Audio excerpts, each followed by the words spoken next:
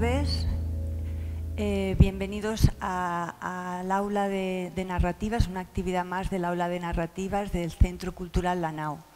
Tenemos esta tarde con nosotros al escritor Ignacio Martínez de Pisón, al que le doy las gracias por haber aceptado la invitación, por estar aquí.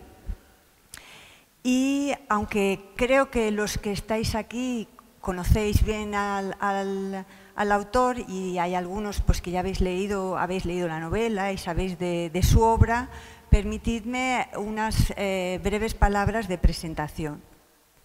Ignacio Martínez de Pisón es escritor, también es traductor, también es guionista, se licenció, siempre hay que decir la carrera que hizo, si estamos en la universidad, pues se le licenció en Filología Hispánica en la Universidad de Zaragoza y Filología Italiana en la Universidad de Barcelona, y en 1984 publica su primera novela, La ternura del dragón. Empezó con esta novela y con otros relatos de contenido fantástico hasta que con Carreteras secundarias se inclina hacia un estilo más realista, hacia el realismo.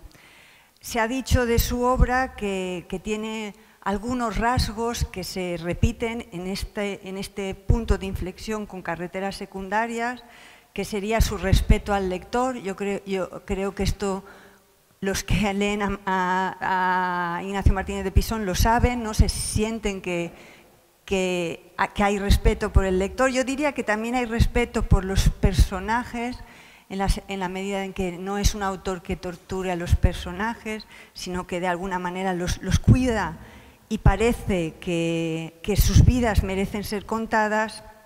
Se dice de la literatura o de la obra de Martínez de Pisón que también hay ausencia de presunción, ¿no? Un estilo claro, a veces parece ligero, pero que uno sabe que está muy trabajado.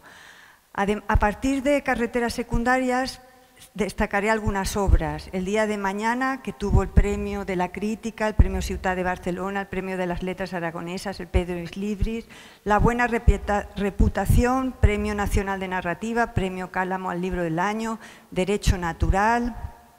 También ha publicado el ensayo, novela, Enterrar a los muertos, premio Dulce Chacón de narrativa española, premio Rodolfo Walsh, y el libro de retratos Aeropuerto de Funchal, la novela Filec en 2018.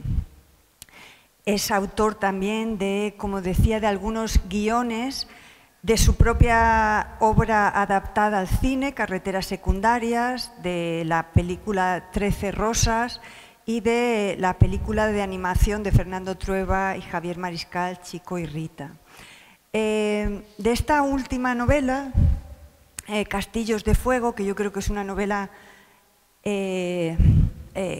apasionante y una novela muy importante. Yo no me atrevo a decirlo, pero diría pero lo voy a decir, que pienso que es de las mejores o de los mejores libros de Martínez de Pisón.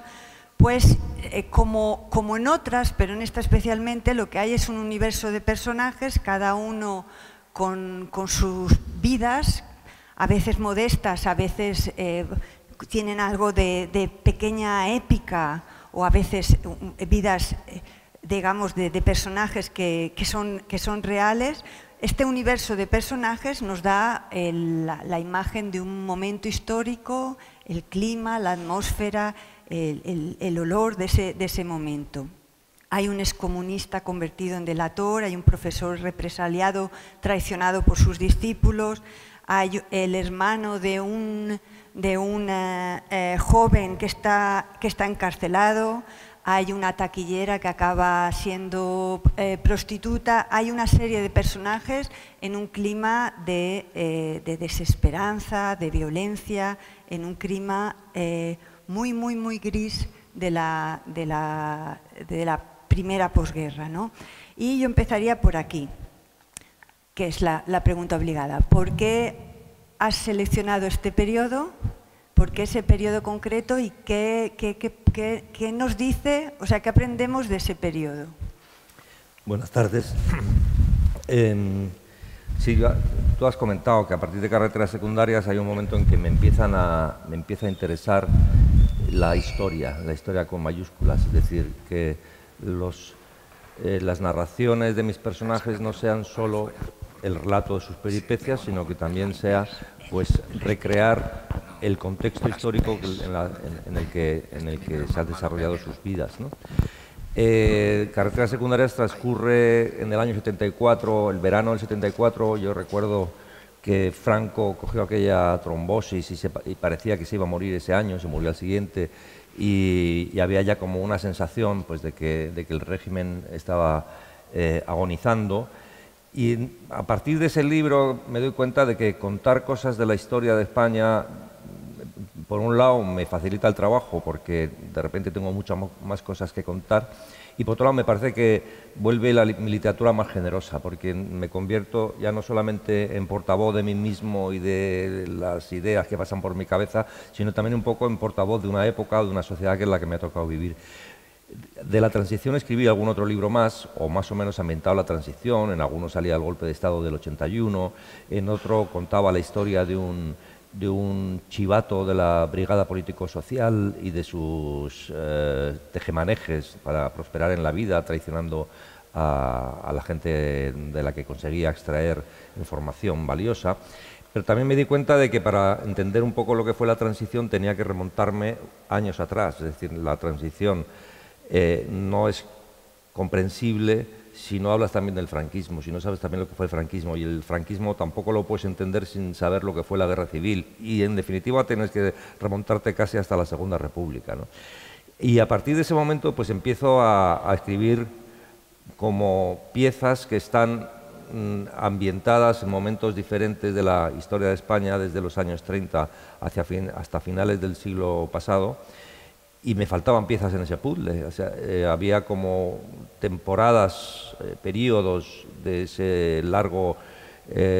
esa larga dictadura que no había tocado, ¿no? Y la historia de lo que ocurría en la sociedad española en los años 39 al 45 era una cosa que parecía que no había interesado mucho a los novelistas. Me pareció que había muy pocas novelas sobre ese periodo, con todas las que hay sobre la guerra civil.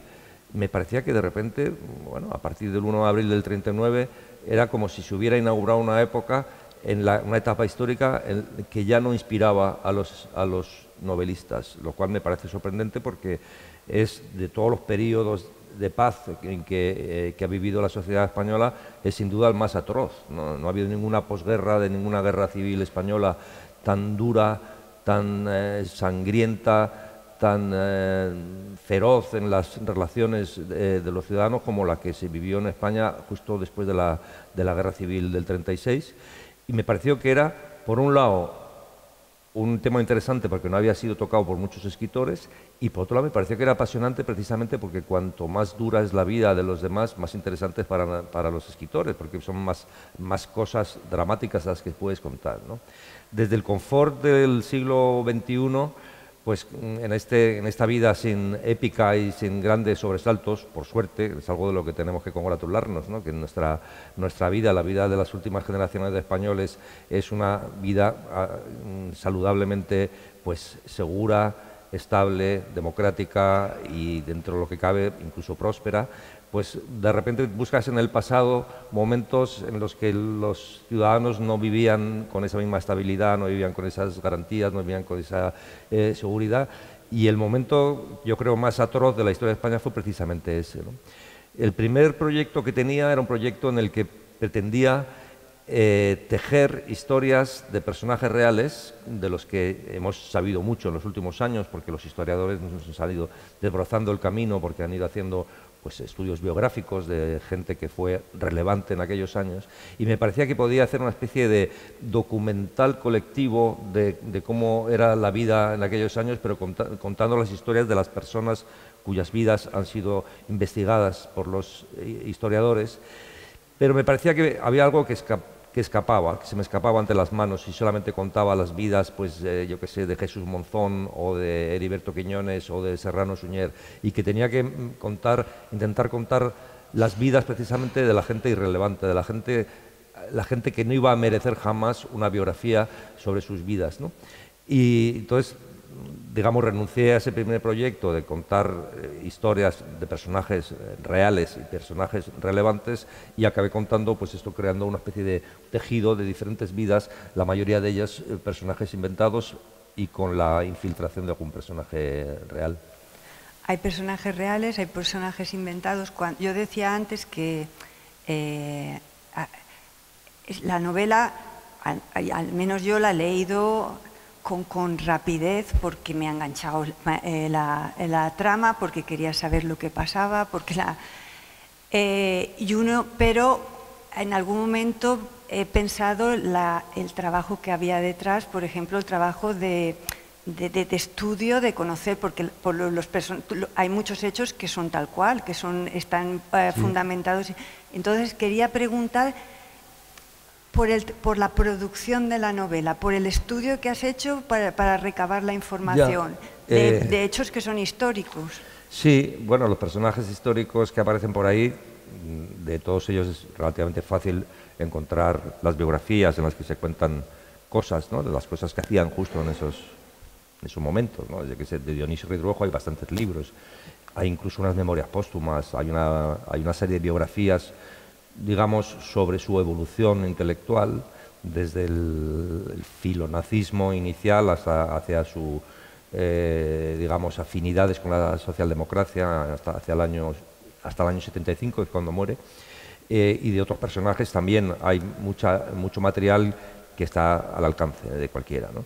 Y luego lo que hice para documentarme más sobre lo que es la intrahistoria era leer los periódicos de la época, gracias a las hemerotecas online, que algunos periódicos, por desgracia, los han cerrado recientemente. O sea, herramientas como la hemeroteca histórica del ABC y de La Vanguardia, que hasta hace 2 años estaban disponibles para cualquiera, ahora ya tienes que ser suscriptor o tienes que ir a una biblioteca de referencia donde tengan una hemeroteca, donde puedas a través de los monitores acceder a la hemeroteca de la Biblioteca Nacional. Pero bueno, aún así llegué a tiempo de seguir más o menos los avatares de la sociedad española, de tal manera que yo iba, a la vez que me iba informando de las cosas de la actualidad en los periódicos del día presente, me iba informando también de las cosas que ocurrían en las fechas en las que mis personajes tenían su peripecia, ¿no? Y vivía como en 2 épocas paralelas, ¿no? Lo cual, por otro lado, me permitía también, pues, comparar más las cosas, ¿no? Muchos detalles que aparecen por ahí que podrían ser producto de la imaginación están totalmente documentados. O sea, por ejemplo, hay un momento que aparece un concurso de juguetes patrióticos. Esto que nos suena como casi ridículo, ¿no? Que aún los juguetes estén pensados para estimular el patriotismo de los niños y se hagan concursos de juguetes patrióticos, pues esto lo saqué de una noticia de La Vanguardia. El mismo trabajo, el mismo negociado que dirige este señor que se llama Matías Revilla, que se dedica, pues, a rapiñar los bienes cuyos dueños no se sabe muy bien quién son, o que han salido, son republicanos que se han salido de España o que se han muerto, pues eso también lo fui siguiendo a través de los periódicos, esa comisión para la recuperación de bienes y viviendas. Eso también lo fui siguiendo a través de los periódicos. De tal manera que mucho del relleno histórico de la novela sale de las hemerotecas, que son, a pesar de la censura evidente y del control que había sobre la prensa de la época, son totalmente elocuentes sobre cómo era la vida cotidiana de los españoles. El libro empieza con el traslado del cuerpo de José Antonio de Alicante al Escorial, y eso ya es una imagen muy potente. Ya ahí, en las primeras páginas, está concentrado un poco cómo la gente se ajusta a las nuevas circunstancias. Ya se ve a uno intentando todo esto, porque los personajes están todos movidos un poco por la necesidad de sobrevivir, ver qué es lo que van a hacer a partir de ahora, cada uno con la historia de la que viene. Pero yo quería, sobre esta atmósfera que se crea ya en las primeras páginas del libro, quería leer una de las cosas que dice uno de los personajes, en este caso Heriberto Quiñones, que dice dice: este es un país ocupado por su propio ejército. No hay un palmo de terreno que no esté bajo el control de los militares. No hay un instante del día en que uno no se sienta vigilado.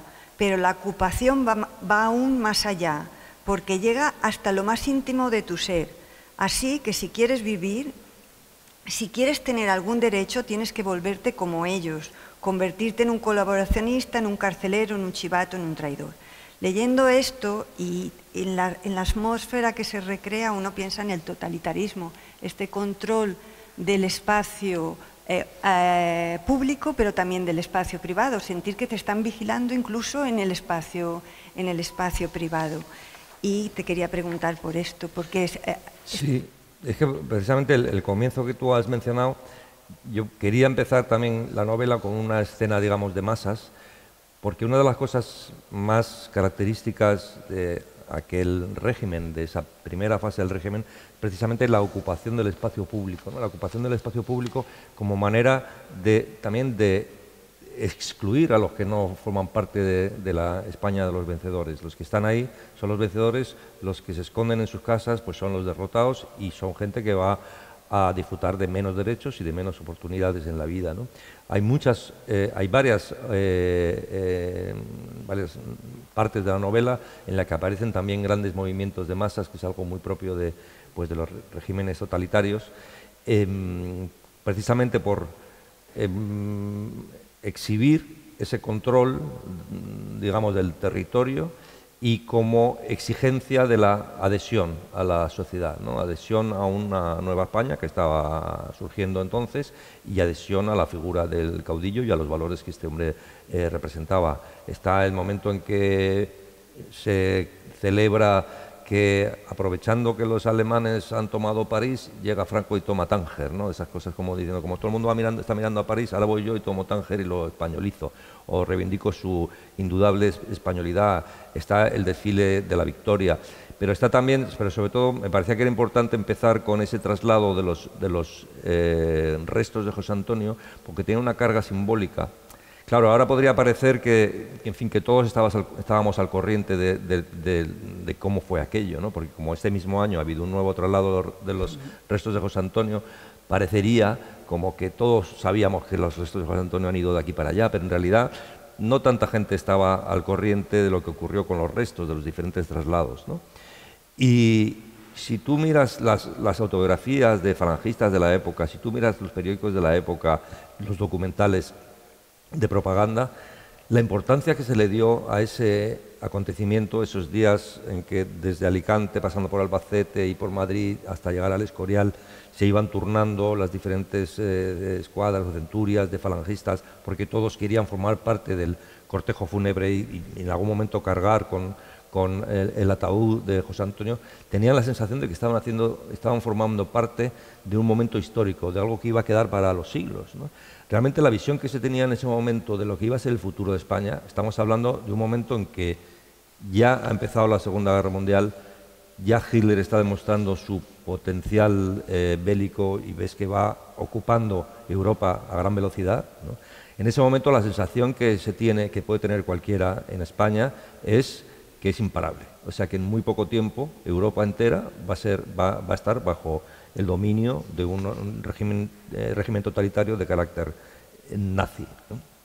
En ese momento podría hablarse de un régimen filonazi en España.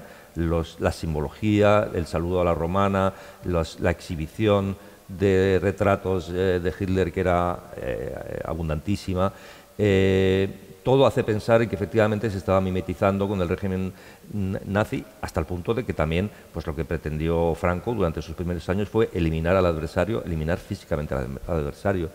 Cuando a veces me he encontrado con gente que desconocía un dato tan llamativo como que en esos primeros años de la posguerra Franco fusiló a 50.000 republicanos. Es que 50.000 fusilamientos son muchos fusilamientos, ¿no? O sea, realmente el régimen que estaba instaurando Franco era un régimen de exterminio, un régimen genocida.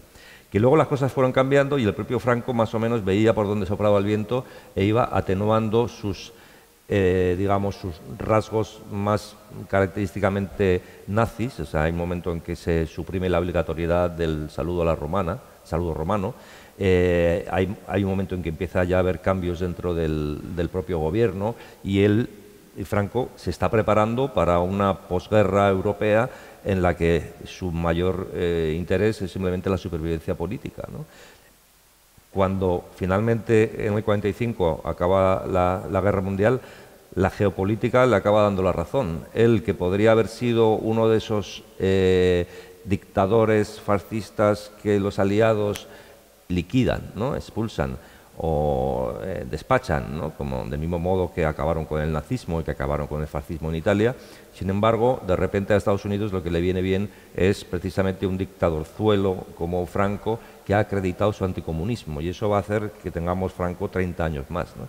La historia podría haber sido de otra manera. Siempre tendemos a creer que los hechos son como han sido porque tenían que ser así, y no es verdad. O sea, los hechos podrían haber sido de otra manera. Quizás en el año 44 España tuvo una oportunidad de, en fin, de encarrilar su futuro de manera bastante parecida a la que podía tener Italia, por ejemplo, y habríamos disfrutado pues de una posguerra con una democracia, por ejemplo, a la italiana. Pero lo cierto es que en el año 44 las cosas no hubo un líder tampoco como un De Gaulle, no hubo la invasión de los comunistas por el Valle Arán, fue una chapuza, no hubo, digamos, una búsqueda no se trabajaron las alianzas, los apoyos de las fuerzas aliadas, de forma que realmente no se aprovechó esa oportunidad para hacer que Franco cayera en el 44, que podía haber caído, ¿no? Y ya en el 45 ya era imposible. En el 45 ya definitivamente pues Franco se asentó para 30 años más, ¿no? Los que tenemos una memoria de lo que fue el franquismo, porque nacimos, los que como yo, en el año 60, claro, recordamos un régimen bastante una dictadura bastante languideciente en comparación con lo que luego hemos sabido que fueron aquellos primeros años. Si piensas, por ejemplo, que si en esos 4, 5 o 6 primeros años fusilaron a 50.000 personas, y en cambio cuentas a cuánta gente se fusiló desde el año 60, que fueron muy pocos. Es verdad que Franco murió fusilando, ¿no? Fusiló a 5 personas 2 meses antes de morir.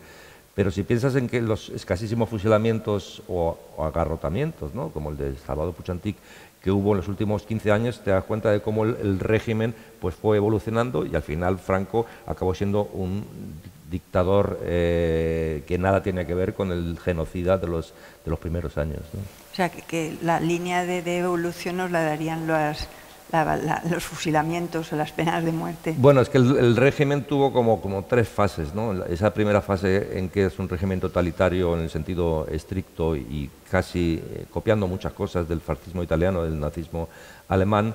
Luego ya empieza digamos, esa parte, esa larga temporada en que es un régimen pues dirigido por la Iglesia, con valores más bien eclesiásticos, y una dictadura militar que modera o modula su represión. Y luego ya empieza, a partir del año 60, ya empieza la prosperidad, empieza el desarrollismo, y todo cambia. También, claro, yo no quiero exigir responsabilidades a nadie. Es decir, a mí me habría gustado que en España hubiera habido una resistencia antifranquista victoriosa, ¿no? Pero que tampoco sabes cómo la sociedad española tendría que haberse comportado, qué tendría que haber hecho, qué se podía hacer para echar a Franco. Realmente lo piensas, y una sociedad que está exhausta después de la devastación de la guerra civil.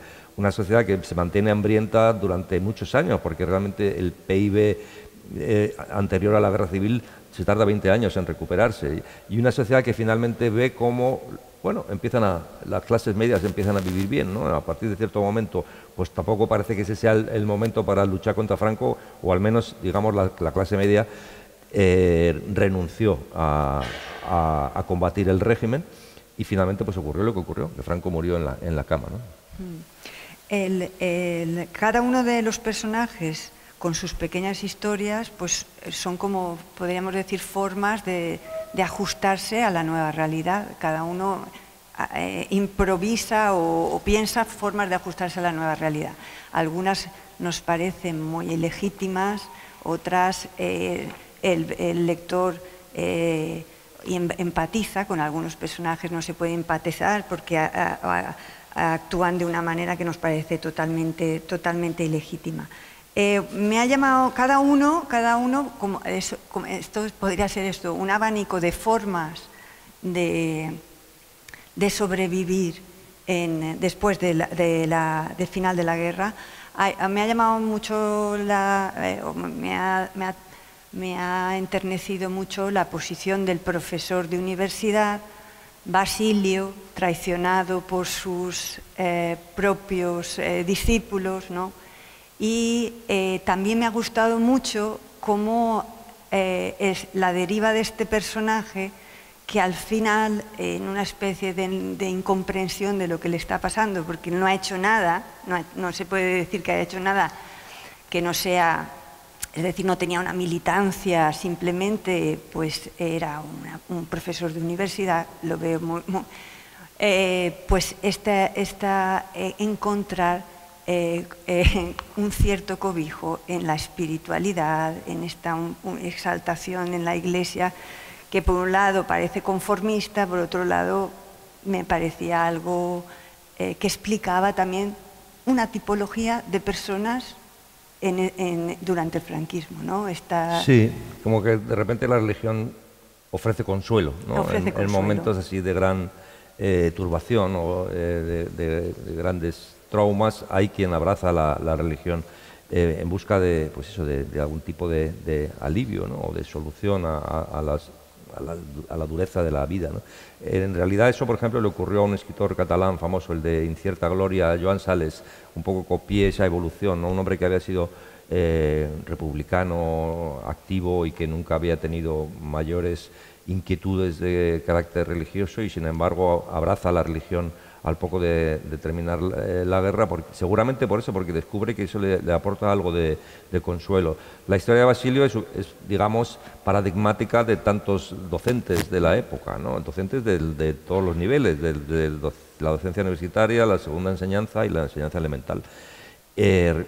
Claro, cuando alguien piensa que están instaurando una nueva España que va a durar siglos, pues también en su lógica de pensamiento entra el hecho de que no puedes confiar la educación de los jóvenes españoles, por lo tanto no puedes confiar el futuro a gente que venía ya manchada por las sospechas que siempre se cernían sobre los docentes, ¿no? Cualquier maestro, cualquier profesor de instituto o profesor de universidad era por naturaleza sospechoso, pues de simpatía por la institución libre de enseñanza o por los principios de la Ilustración, que era algo que estaba completamente demonizado en ese momento.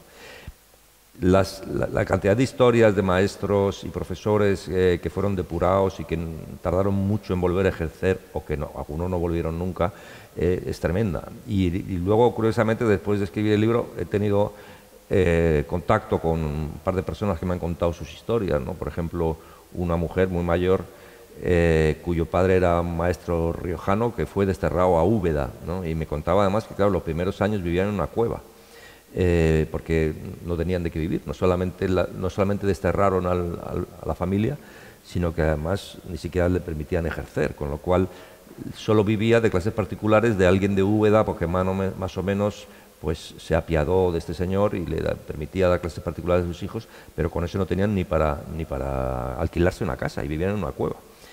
Y dice que ya solo unos años después, probablemente hacia el 44, 45, ya pudieron contratarle al padre, y entonces ya tenían incluso una casa con 2 balcones. Decía que para ellos era, claro, pasar de una cueva a una casa con 2 balcones era como la cosa más lujosa que podían imaginar, ¿no? Y entonces son muchos los casos de profesores que realmente pues la historia ha silenciado, porque salvo algunos cuentos, como por ejemplo ese cuento maravilloso de Manuel Rivas de La lengua de las mariposas, que también, bueno, ahí al profesor no es que lo depuren, es que lo matan, ¿no?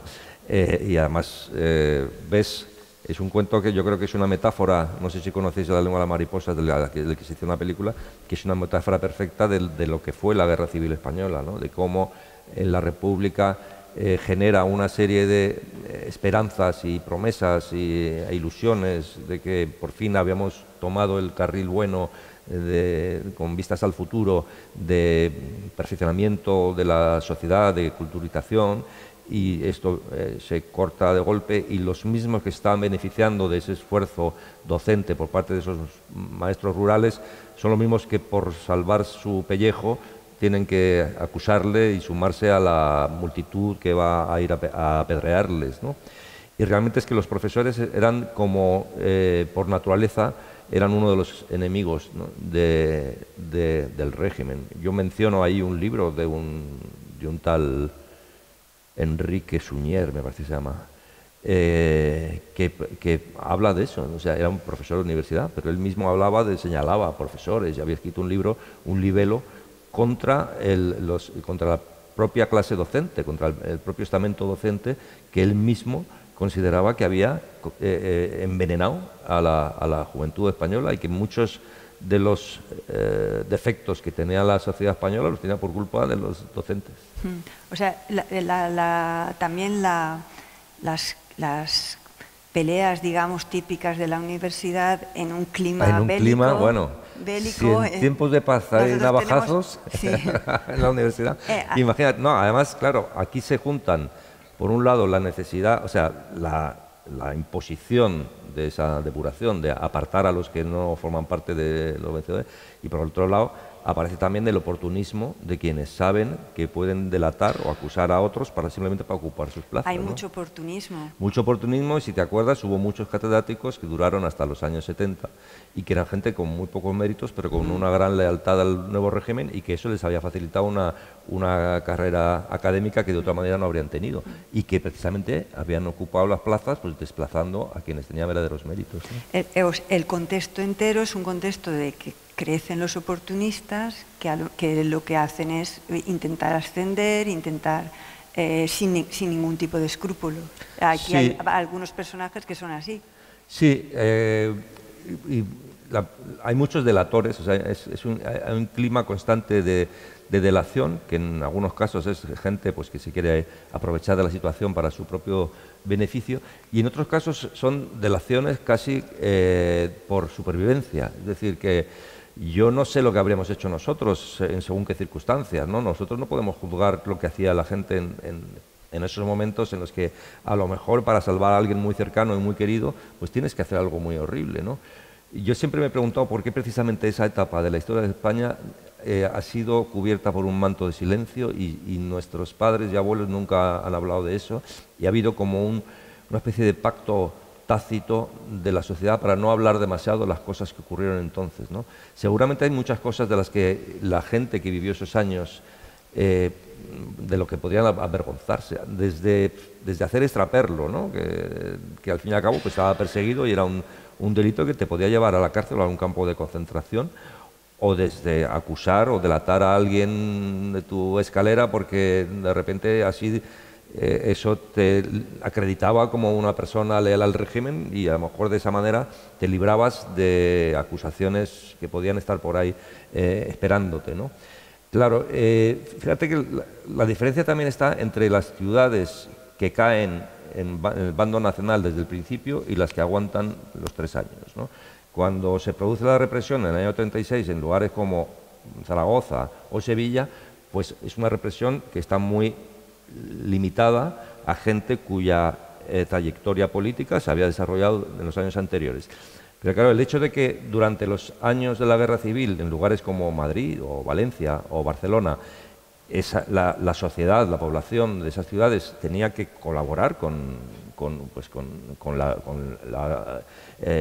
las autoridades republicanas, con que tenían muchos de ellos, bueno, prácticamente todo el mundo se afilió a algún sindicato, porque era un poco una garantía también de supervivencia. Era la garantía de que tú no estabas con los nacionales, ¿no? Todo el mundo se hacía de la CNT o de la UGT. Claro, entonces en esas ciudades como Valencia, que cayeron mucho más tarde, son 3 años más donde se han ido acumulando personas sospechosas para las nuevas autoridades. Por tanto, las represalias y la represión fueron mucho más fuertes, ¿no? Yo ayer contaba cosas que aparecen por ahí en esa novela, en otro club de lectura que estuve. En Madrid, como ese personaje que aparece en la novela, un mecánico dental, ¿no? un protésico dental, ¿no? Que ha trabajado con oro para hacer empastes y piezas dentales durante la Guerra Civil, es considerado una persona sospechosa. ¿Por qué? Porque parte del oro que entonces se encontraba en esos 3 años en Madrid venía de los asesinados en las checas y en los paseos, ¿no? Dados por los milicianos. Entonces, era muy difícil que alguien pudiera demostrar la procedencia legítima, lícita, del oro, y el simple hecho de que tú hubieras trabajado haciendo empastes de oro o dentaduras de oro durante esos años ya te convertía en una persona sospechosa, ¿no? Por eso te digo que luego la represión fue más fuerte aún en las ciudades que aguantaron más tiempo del lado republicano. El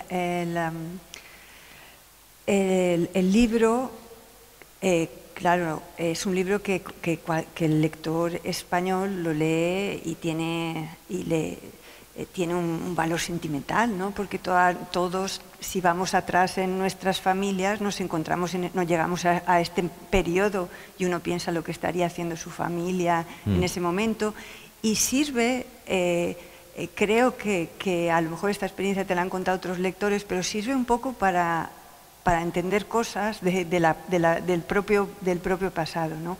Pero te quería decir una cosa. Has dicho que nosotros no sabemos lo que hubiéramos hecho si hubiéramos estado ahí. Pero bueno, lo que sí sabemos es cuando en el abanico de personajes que despliegas, sí que sabemos decir qué es lo que está bien y qué es lo que no está bien. Es decir, y nos identificamos más con algunos nos identificamos, claro, y con otros quiero no. decir, hay cosas que no se justifican en el ambiente, no se justifican, aunque uno dice, yo no sé lo que hubiera hecho, a lo mejor hubiese sido un miserable, ya. Esperemos que no. Pero por ejemplo, Eloy, que es uno de los protagonistas principales de la novela, es un chico que por lealtad a unos principios, a una familia de la que forma parte un hermano que ha sido condenado a muerte, es un chico que en un momento dado se echa al monte, ¿no? Y se suma a la guerrilla, que en ese primer momento ni siquiera es una guerrilla, que viven casi como bandoleros porque todavía no se ha organizado el ejército del interior, ¿no? Ese chico que lo vemos que al principio como una especie de atolondrado, que hace las cosas medio mal, siempre todo le sale mal, es como muy buen chaval, pero es un inútil y un chapucero, ¿no? Ese chico, tú ves la evolución cuando ya se ha incorporado a la guerrilla, cuando ha tenido que pasar por experiencias como tener que matar, ¿no? Y te das cuenta de que hay una degradación también en él, ¿no?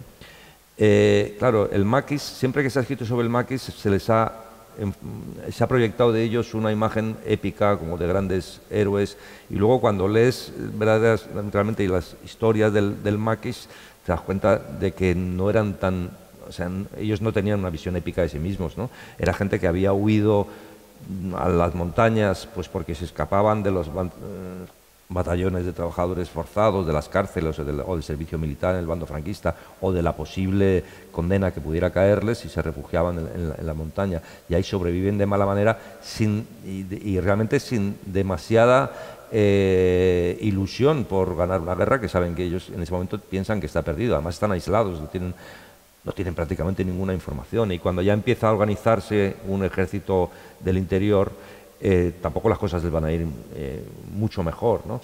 Y en definitiva, la propia experiencia del maquis es bastante degradante para esas personas, ¿no? Y la vida que llevan, convertidos prácticamente en salvajes, ¿no? Es decir, que piensas, ese personaje, yo habría hecho lo mismo que él, dice, porque inicialmente es una decisión noble, ¿no? Es decir, te echas al monte para defender aquello en lo que crees, que además es lo correcto, ¿no? Que es luchar contra el fascismo. Pero luego cuando ves la evolución de ese personaje y de los otros personajes con los que convive en el monte, entonces piensas, bueno, en el fondo es inevitable el envilecimiento. Incluso cuando haces lo correcto, estás haciendo lo incorrecto. Estás haciendo algo que te convierte en peor persona, ¿no? Entonces, probablemente lo que tiene de desasosegante esta novela es que muy pocos personajes se salvan de ese envilecimiento general, de esa vileza generalizada, ¿no? Los únicos con los que nos podemos identificar más o menos son pues algunas de las chicas, ¿no? Con Cristina, que yo creo que es el personaje, la hermana de Eloy, que es el personaje más cercano a nosotros, porque precisamente esta persona dice, ¿por qué me ha tocado a mí vivir en esta época y en este país, ¿no? Porque hay otras personas que han tenido la suerte de vivir en otras épocas más tranquilas o en otros países ahora mismo donde no tienen que enfrentarse a una realidad tan áspera como esta. Y esa es un poco pues la portavoz de la sensibilidad nuestra actual, que al fin y al cabo somos lo que Cristina habría querido ser. Vivimos en una España parecida a la que Cristina habría querido vivir, ¿no? Ten en cuenta que además estamos hablando de una generación, casi todos los personajes, salvo algún niño que aparece por ahí, son personajes que han conocido también lo que fue la Segunda República, ¿no? La Segunda República, que al final queda reducida a muy poco tiempo, porque si empiezas a descontar los años en que gobierna la derecha y el poco tiempo que queda después del Frente Popular, realmente lo que hizo la Segunda República en los primeros 2 años y medio eso fue lo que recordamos como el gran momento de la historia de España, el gran precedente de la democracia española y lo mucho que se avanzó en tantas cosas. Y los españoles, y particularmente las españolas, tenían ya esa referencia de lo que había sido la vida en libertad y una convivencia en un país pues que tenía un régimen homologable a cualquier democracia europea, y cómo de repente se corta por la guerra civil y se retroceden cientos de años en la situación de la mujer, en la situación de las cárceles, en la educación, todo eso que en poquísimo tiempo había conseguido la República hacer avanzar y progresar de manera realmente ejemplar. A partir del año 39 todo eso retrocede siglos, ¿no? La novela es riquísima de cosas que podríamos hablar y hablar. Antes hablábamos de que tu aproximación no es maniquea, tú y lo representábamos en el personaje de Avelina, que es muy interesante porque aquí también uno puede tener una imagen, una comprensión de cómo se hace una cosa tan terrible que es el robo de niños, ¿no? Y la distancia que hay de la mentalidad nuestra ahora, es decir, que lo ves de una manera terrible, y esta mujer, Avelina, pues va impulsada por buenos sentimientos de ayudar a un niño a separarlo del nido de rojos. Y a darle mejor vida, ¿no? De darle mejor vida. Entonces, tu perspectiva o la que nos presentas, no hay maniqueísmo, no hay equidistancia tampoco. Bueno, intento que no haya maniqueísmo, aunque hay personajes que son cuya conducta es muy difícil de defender y de justificar. Pero incluso en casos, digamos, extremos, como personajes como el marido de Avelina, ¿no? Matías, o como el propio Valentín, ¿no? Incluso ellos, yo lo que muestro no es cómo yo justificaría lo que hacen, sino cómo ellos se justifican, ¿no? Es decir, Matías y Avelina tenían un hijo y murió en el frente. Y entonces Matías piensa que ni con todo el oro del mundo le podrían compensar esa pérdida, ¿no? Por lo tanto, como no con todo el oro del mundo no podría, pues entonces ya digamos, pues vamos a robar aún más que todo el oro del mundo, ¿no? De hecho, hay un momento que es hasta gracioso cuando tienen ahí como una especie de cosas que han ido cogiendo de un pueblo y tal, se les ha pinchado una rueda, ¿no? Y hay un momento que él sabe que su ayudante que le roba a él, ¿no? Y dice, oye, que sepas que esto no es de nadie, y como no es de nadie, es mío. Pero si tú me coges, estás robando, porque ahora sí que es de alguien, que ahora es mío, ¿no? Y cada uno tiene como su justificación, que no tiene por qué servirnos a nosotros, pero que les sirve a ellos, ¿no? Y el hecho del haber perdido a su único hijo en la guerra, luchando en el lado nacional, en el lado correcto, según él, pues es algo que, en fin, la vida tendría que compensarle de alguna manera. Incluso Valentín, que parece el tipo más siniestro de todos, al fin y al cabo lo que estás viendo es que tiene un lado humano, que es su madre, que todo lo que hace al fin y al cabo lo hace por su madre, para conseguirle un estanco, para darle seguridad y para asegurarle la vida, ¿no? El caso de Valentín, por otro lado, no es un caso que yo me haya inventado, está bastante inspirado en la historia de un comisario famoso de la transición, que era el comisario Conesa, al que tuve ocasión de investigar un poquillo, no personalmente, ya se había muerto, ¿no?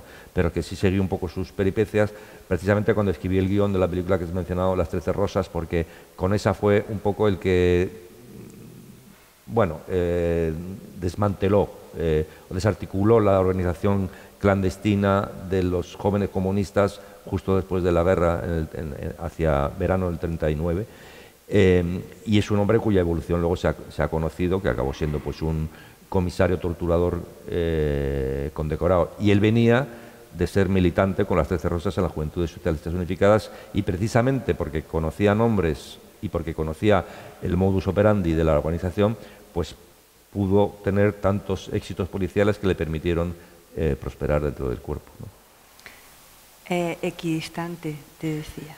Bueno, porque es un adjetivo que se utiliza mucho, que obviamente no, cuando se dice como crítica, ¿no? Sí. Yo decía que tu mirada no es maniquea, pero tampoco es equidistante. No, es que o sea, es muy difícil encontrar la imparcialidad absoluta. Desde luego la equidistancia no, porque en este caso es evidente de qué lado está el bien.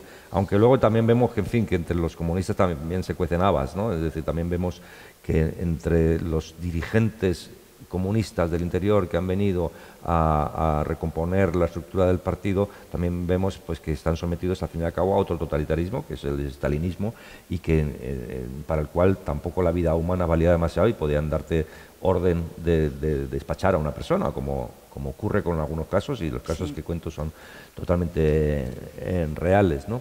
No, la imparcialidad es absoluta cuando estamos hablando del mal absoluto, que es o sea, la imparcialidad es imposible cuando estamos hablando del mal absoluto, que es el nazismo en la versión española, ¿no? Y necesariamente el lector pues se va a poner del lado de la gente que está sufriendo la represión y en contra de quienes están ejerciendo esa represión. Pero yo creo que eso forma parte pues del alma humana, ¿no? De estar siempre del lado del más débil y desprotegido. Porque hay personajes que ilustran cómo también se hace la usurpación de bienes, ¿no? El acopio de bienes.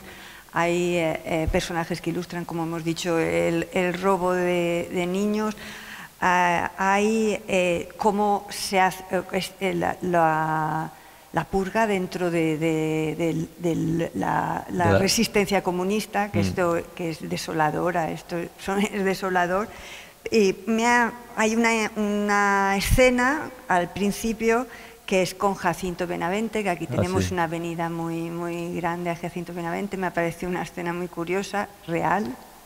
El texto es real y el libro, esa obra, él ofreció una lectura pública por esas fechas, más o menos, es decir, eso está documentado en la hemeroteca. El texto es real porque lo saqué de un artículo que publicó en un periódico argentino, La Nación, me parece que era.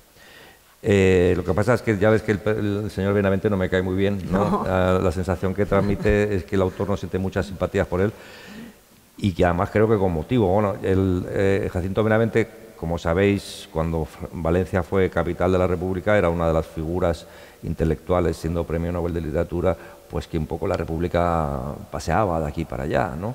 Y luego él se dio mucha prisa en reconvertirse en el bando nacional, que al fin y al cabo lo iba a tratar con cuidado, tratándose de alguien como él, quien tenía, pues que era una gloria nacional. Y efectivamente, incluso siendo homosexual, o sea, la España de Franco lo admitió bastante, ¿no? Porque él se quejaba también, luego había que se quejaba de que lo habían marginado, no lo habían marginado, o sea, él estrenaba sus obras, él salía en los periódicos, o sea, realmente el régimen de Franco no trató mal a Jacinto Benavente, incluso teniendo aquellos antecedentes de simpatía republicana, ¿no? Él era un ergólatra que se dejaba agasajar, pues cuando estuvo con los republicanos por los republicanos y cuando estuvo ya en la posguerra del franquismo pues por los profranquistas, ¿no? Lo que pasa es que es un escritor que, por otro lado, como cuando he intentado leer alguna cosa suya me parece que el talento brilla por su ausencia, pues era una pequeña venganza que me tomaba contra él. Yo me acuerdo cuando los días de llamas del Procés salió un tipo de la CUP ahí en Cataluña que se llama David Fernández diciendo: ¿por qué? Cuando seamos independientes yo jamás renunciaré ni a Rosalía ni a Federico García Lorca. Le digo, hombre, pues quédate también con Jacinto Benavente, ¿no? No te quedes solo con lo bueno, no dejes lo malo a los demás, que esto no es un buffet libre, ¿no? Y realmente creo que Jacinto Benavente es uno de esos escritores, bueno, como Chegaray, o sea, son de esas glorias de la literatura española que seguramente no tienen no hay mayor motivo para reivindicarlas ahora. La novela, sobre todo en la parte que tiene que ver con la resistencia comunista y la reconstrucción de la resistencia, las purgas dentro de... que ya decía antes que era desoladora, tiene algo de novela de espías, que eso que estás un poco... Y luego, sobre todo porque te metes en hechos que son reales, porque ahí hay muchos personajes, Jesús Monzón, Heriberto Quiñones, Gabriel León Trilla y Lidia Cooper, Lidia Cooper no sale, pero... Lidia Cooper no sale, pero yo leí que la habías entrevistado, que te habías entrevistado con ella. Sí, pero claro, yo entonces no lo sabía, que ella, o sabía que había sido la mujer de Gabriel León Trilla, pero desconocía la historia de Gabriel León Trilla. O sea, Lidia Cooper fue la primera mujer de Gabriel León Trilla, que fue uno de los fundadores del primer Partido Comunista Español allá por el año 1920 o así, o 21, que luego abandonó el partido y ya... y en algún momento se separaron, Lidia Cooper y él, y Lidia Cooper, si yo la fui a entrevistar, fue porque cuando estaba investigando la historia de José Robles, el traductor de John Dos Passos y profesor universitario en Estados Unidos, que muere aquí en Valencia, cuando escribía aquel libro Se van a enterrar a los muertos, republicano asesinado por órdenes de la Embajada Soviética en Valencia, pues quería saber cómo era cómo funcionaba lo de los intérpretes de los militares rusos, ¿no? Y esta mujer, Lidia Cooper, que es de origen ruso, era de origen ruso, había sido también intérprete de un militar soviético, ¿no? Y entonces ella acababa de publicar la traducción de Guerra y Paz en Mario Musnik, en la editorial de Mario Musnik, y bueno, conseguí su dirección, la llamé y me fui a entrevistarla para hablar con ella, pero en realidad yo lo que quería saber era cosas que tenían que ver con mi otra investigación, la de entonces. Estamos hablando, ese libro yo lo saqué en el año 2005. Y si hubiera sabido la historia de Lidia Cooper y Gabriel León Trilla, le habría preguntado, ¿no? Y le habría dicho, bueno, ¿y qué pasó con su marido y tal? Porque, claro, la historia es tremenda, ¿no? Gabriel León Trilla, fundador de un partido comunista, de un primer partido comunista, pero luego se va del partido comunista y vuelve durante la guerra. Vuelve al partido comunista durante la guerra, y es una especie, no sé si es comisario político, por ejemplo, vuelve a las filas del comunismo y cuando acaba la guerra se va a Aix-en-Provence y al cabo de un tiempo le llama a Jesús Monzón para que le acompañe para venir a España a reconstruir en el interior la estructura del Partido Comunista, ¿no? Como en aquel momento cualquiera era sospechoso para la dirigencia comunista en el exterior, cualquiera sospechoso de disidencias o de desobediencias y tal, pues lo mismo que había ocurrido con Quiñones acabó ocurriendo con Jesús Monzón y con Trilla, y entonces les llaman a Francia, ¿no?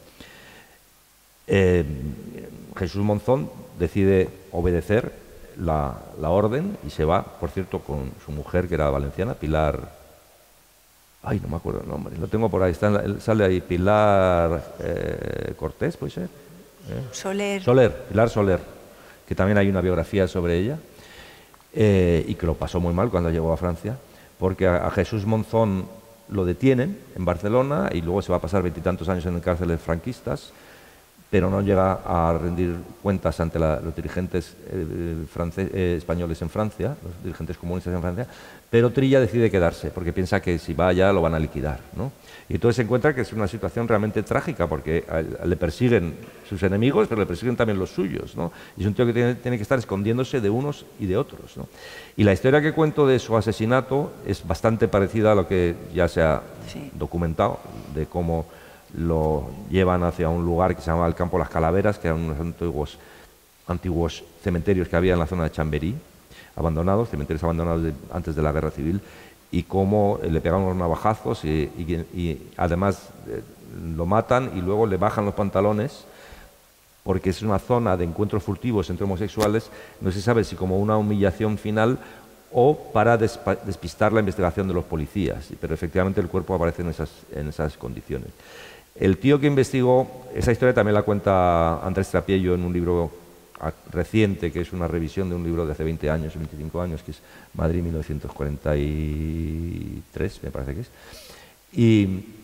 Pero el tío que lo investiga, el historiador que lo investiga, es el mismo que fue a ver a los descendientes de Trilla a Francia, a Aix-en-Provence, y a contarles la historia, y claro, hace 20 años, y los descendientes siempre habían pensado que a Trilla lo había matado el franquismo, y dice, no, sí, a vuestro abuelo no lo mató el franquismo, a vuestro abuelo lo mató el partido, o sea, el partido dio órdenes de matarlo y alguien llegó a matarlo.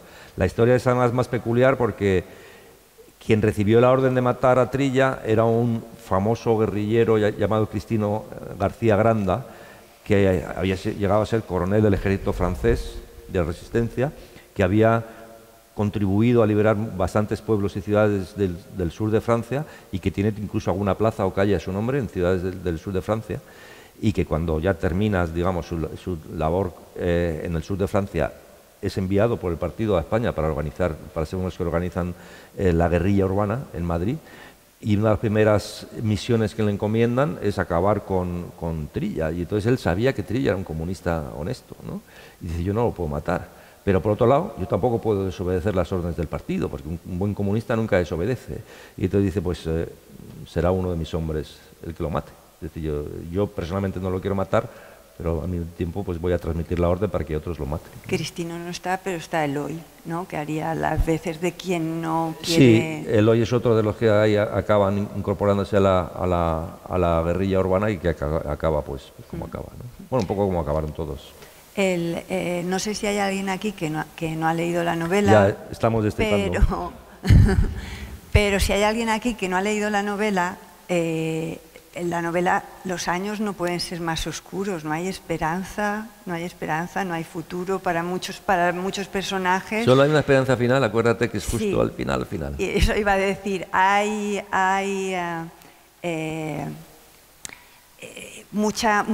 también hay violencia, ¿no?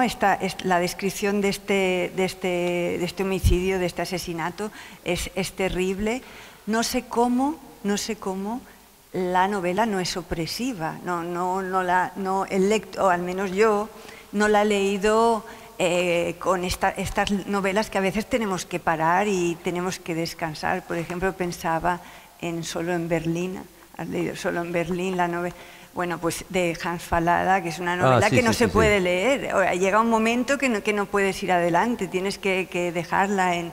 Aquí no, aquí la novela, y pensaba que eso tenía que ver, por un lado, por el respeto con el que tratas a todos los personajes, aunque algunos, y que eso lo aprecia el lector, y luego porque hay una esperanza que podría ser, lo podríamos decir de una manera muy bonita, el amor. ¿Qué te parece? Bueno, es que incluso en los tiempos más aciagos, violentos y crueles, el amor existe. Es decir, la gente se enamora en la guerra, la gente se enamora en los campos de concentración, la gente se enamora en las circunstancias más horrendas, ¿no? Y efectivamente estamos hablando de una novela en la que algunos de los protagonistas son jóvenes y están en edad de enamorarse, ¿no? No, pero yo cuando te decía lo de la esperanza final hablo de una persona que va a nacer en el año 46 y que si lo piensas, bueno, pues ese niño o niña, que no sabemos lo que será, pues claro, cuando muera Franco todavía será una persona joven, tendrá 29 años. Es decir, eso es como decir, bueno, acaba un tiempo horrendo y esta persona pequeña que va a nacer al año siguiente del final de la Guerra Mundial ya va a conocer una España mejor, o sea, va a llegar todavía joven a la democracia, ¿no? Y eso, pues por lo menos, pues, no sé, te da un poquito de esperanza. Una última pregunta y pasamos al público, pero quería, hablando de esto de la esperanza, claro, este libro tiene mucho que ver con la memoria de nuestra historia, con la memoria histórica, con la memoria democrática, y nosotros estamos siempre ahí peleando con esto, que no... yo creo que la literatura ha hecho muchísimo por la recuperación de la memoria histórica, a veces con más gracia que los profesores de la universidad y desde luego que las iniciativas políticas, que tenemos ahí muchas novelas que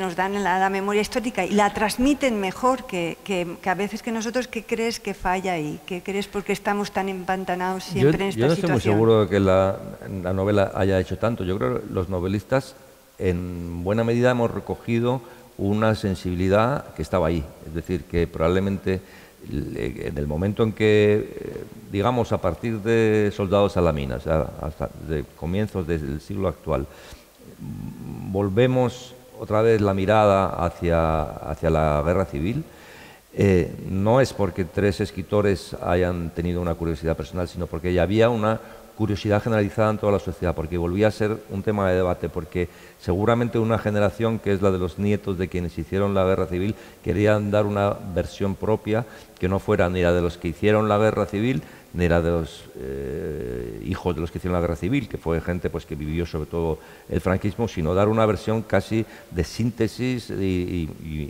de alguna manera pues con cierta perspectiva del tiempo y buscando cierta imparcialidad, ¿no? Buscando lo que necesitamos, que es el consenso, porque al final las leyes que se han hecho y que tanto disgustan a algunas personas, en el final lo que buscan es que haya un consenso en la sociedad para dejar de hablar de la guerra civil, para que la guerra civil sea finalmente un tema literario más y no necesariamente un tema de debate entre la sociedad que fracture a la sociedad, ¿no? Yo creo que las leyes que más o menos se han ido cumpliendo y que supongo que no quedarán tantas cosas por hacer, es decir, que después de tantos años me imagino yo que ya no quedarán tantos muertos por identificar y por recibir la digna sepultura que merecen. Yo creo que efectivamente ya estamos a punto de dar un paso hacia una etapa en la que la guerra civil deje de ser un tema de debate, aunque solo sea también pues por una cuestión biológica, porque la gente que vivió la guerra están desapareciendo, ¿no? Los últimos que vivieron la guerra. Desde luego ya no queda nadie, salvo alguno de la Quinta del Biberón que tenga 102 años ahora, pero nadie que hubiera participado en la guerra como soldado, y los que quedan conocieron la guerra siendo niños, ¿no? Aunque solo sea por esa cuestión biológica, yo creo que finalmente la guerra va a dejar de romper la convivencia. ¿Qué ocurre? Que a veces sale algún tarao y dice cosas que no debe, ¿no? O sea, que de repente, o como veíamos ayer o anteayer en unas imágenes, unos locos ahí en la calle Ferraz gritando Viva Franco, o de repente hay alguien que pone un Viva Villanastray en Twitter, ¿no? O hay alguien como Ortega Smith que es capaz de decir nada menos que las 13 Rosas eran asesinas, violadoras y ladronas, o no sé qué cosas, violadoras además, pobrecillas, ¿no? Pero yo creo que en general la sociedad española ya ha llegado a un grado de madurez sobre su propio pasado, de conocimiento y de madurez sobre su propio pasado, suficiente como para que ya no volvamos a echarnos los muertos a la cabeza. Yo tenía también la Comisión Revisora de Viviendas y Muebles. Esa es, sí. Que eso esa existió, sí, sí. Eso existió. Claro, yo esa la que iba siguiendo en los periódicos para ver las exposiciones que hacían, los bienes que salían ahí en exposición y decía, a través de la hemeroteca pues vi esto. Luego ya me inventé el personaje de Matías y me inventé que Matías robaba, pero vamos, por supuesto que quien dirigiera eso robaba, ¿no? Porque eran como esas prebendas que te las daban precisamente para que te quedaras, ¿no? O sea, estás ahí para recuperar bienes, bueno, para recuperar bienes, claro, pero esos bienes al que no consigues, de los que no consigues localizar el legítimo propietario, pues para ti, ¿no? Y del mismo modo que este señor, pues hubo otros que se repartieron en España como un botín de guerra, ¿no? Cuando has estado 3 años en una guerra como esa y la has ganado, pues crees que estás moralmente legitimado para repartirte las cosas, ¿no? En España existía desde principios del 39 la Ley de Responsabilidades Históricas, que era una ley que legitimaba para quedarte con las propiedades de los fusilados o de los exiliados. O sea, no bastaba con haberlos matado. A veces, además, se les quitaban los bienes como una especie de reparación o indemnización hacia España, ¿no? Y esto lo aprovecharon muchos para quedarse con bienes de republicanos que habían sido fusilados. Hay una historia conocida ahí en Huesca de un matrimonio que eran Ramón Acín y Conchita Monrad. Ramón Acín era un dibujante y profesor más o menos anarquista, que amigo de Luis Buñuel, que le había dado el dinero a lotería a Buñuel para financiarle una película y tal. Pero vamos, que era gente de paz, y los fusilan durante el verano del 36, tenían 2 hijas, y cuando sale la ley esta, les quitan la casa. Las casas en las que vivían en Huesca, las niñas no solo se han quedado sin padres, es que se han quedado también sin casa. O sea, les tiene que acoger un tío y tal, que les han quitado todo, porque consideran que los padres, que no sé qué daño habrían hecho a España, un profesor de dibujo y una señora que nada, se les consideraba que tenían que indemnizar a España, y las hijas se quedaron sin la casa. Aquí en Valencia hay un caso muy conocido, que es el director de La Traca, que era un señor que tenía mucho dinero, tenía propiedades y también se queda sin nada. La hija se queda sin nada. Claro, desde el momento en que existe una ley que legaliza o normaliza el despojar de los bienes a los derrotados, pues es que cualquiera se considera autorizado para quedarse con la parte del botín que esté a su alcance, ¿no? No, que muchas veces la memoria o la mirada hacia atrás también vale para ver que la situación actual, es decir, pues muchas personas están en una determinada situación porque de alguna manera arrastran el haber sido víctimas de una determinada situación, ¿no? Porque quiero decirte, todo esto es perder oportunidades en la vida, ¿no? Que te dejan despojado, Sí, o sea, a los judíos a los que robaron los nazis sus colecciones de cuadros o de muebles o de antigüedades o lo que fuera, pues ha habido unas leyes de reparación. De hecho, se han ido recuperando bienes que pertenecían a judíos y para que los herederos puedan disfrutar de ellos, ¿no? O sea, en Alemania y en Austria hay unos señores que se dedican a hacer genealogías, o sea, historiadores genealogistas que se dedican te ofrecen, si tú eres descendiente de un judío muerto en el Holocausto en Alemania que tuviera propiedades, te ofrecen localizar las propiedades, iniciar el proceso y van al 50%, ¿no? Es decir, el 50% para ti y el 50% para nosotros, ¿no? Claro, en España esto no se ha hecho. En España, cuando se intenta devolver patrimonio, solo se hace con los sindicatos prácticamente y con los partidos políticos. Y con los sindicatos se hace de manera un poco irregular, porque claro, comisiones obreras no existía. En cambio sí existía la CNT, y la CNT luego recupera una pequeña parte de lo que tenía, como la CNT entre tanto se había dividido varias veces y tal. La CNT no recupera todo lo que le correspondería, y en cambio comisiones, que no se había fundado, por tanto no tenía derecho a una recuperación del patrimonio sindical, sí que se beneficia, ¿no? Es decir, que se hace a prisa y corriendo y no del todo bien, y desde luego ahora mismo en España a nadie se le ocurriría decir, oiga, es que a mi abuelo es que le quitaron una casa aplicando la ley de responsabilidades políticas. Y digo, ¿y por qué no? Es decir, ¿por qué no empieza alguien de repente a reclamar que esa casa que alguien se quedó se la usurparon de manera absolutamente ilegítima o con arreglo a una legislación que no es legal según los parámetros actuales, ¿no? Ahí la prescripción ha funcionado bastante. Ya, pero entonces, ¿por qué no? ¿Y por qué en Alemania no? Bueno, no sé, supongo que tú eres catedrática de filosofía del derecho. Yo no sé si aquellos son más delitos contra la humanidad y evitan la prescripción que estos, que al fin y al cabo también forman parte de un genocidio. Yo no sé si la definición de genocidio, porque ya sé que ¿cómo se llama? Lippmann, ¿no? ¿Cómo se llama aquel tío? Lenkin. Lenkin, este señor que fue el que inventa la palabra y el concepto, pero que es un concepto que se amplía, porque claro, él hablaba de la persecución de los armenios por los turcos, pero realmente cuando se aplica es en la Segunda Guerra Mundial, que es cuando el concepto empieza a tener carta de naturaleza, la palabra, ¿no? Y a partir de ahí viene lo de la imprescriptibilidad de los delitos contra la humanidad. Y si se aplica en Alemania por ejemplo, a la persecución y asesinato masivo de los judíos, pues ¿por qué no se puede aplicar en España, donde al fin y al cabo también yo creo que se podría hablar de 50.000, o sea, de genocidio, cuando se trata de 50.000 fusilados por su condición de republicanos? Es decir, yo no sé si el término genocidio se ha utilizado, el término técnico, o sea, yo no sé si es el que corresponde, pero yo diría que tiene todos los rasgos, todas las características para ser un genocidio, lo que ocurrió entre el año 39 y el 45. El genocidio, el asesinato, el homicidio son todo creaciones artificiales de los juristas, ¿no? para calificar acciones. Entonces, genocidio